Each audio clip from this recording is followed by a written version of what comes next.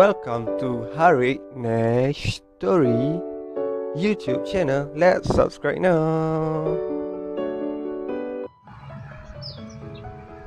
Raikan Aidilfitri bahagian kedua, Hari Raya ke-8.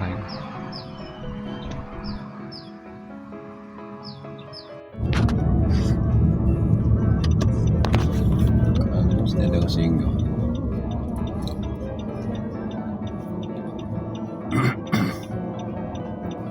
Buka dah.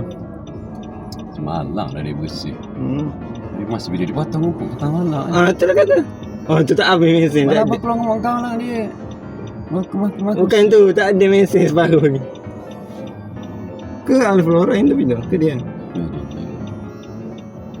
Enggak salah Flora. Ha, kan? Kalau dia mesti dah habis ke tu? Flora. Banyak kereta.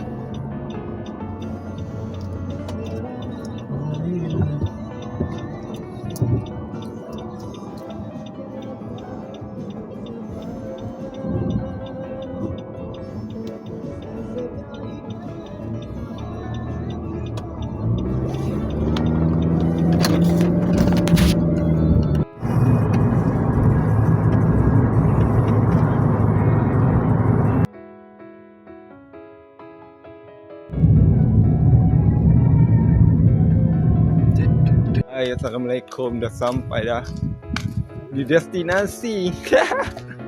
Beraya-raya guys.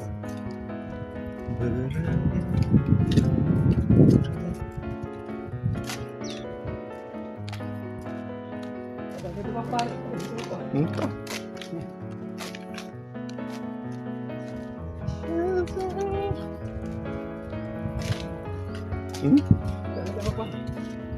Balik dah ke? Bukan lagi balik.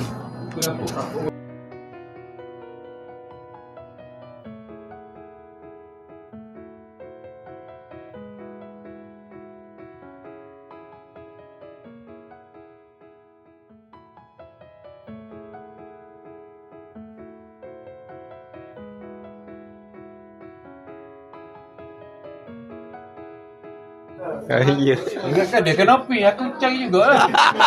Ada kenapa? Masuk ke dapur lah. Ada. Ya. Balik video.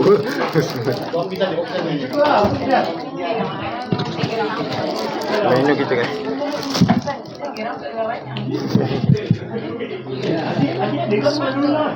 Alfred bro.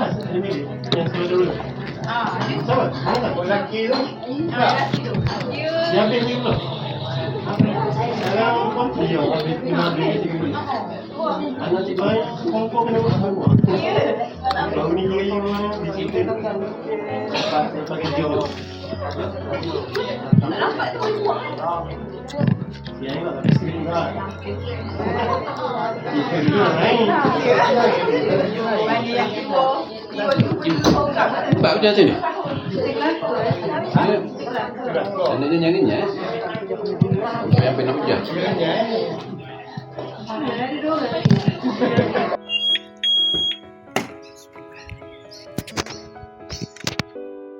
Thanks for watching. See you again. Goodbye. Take care.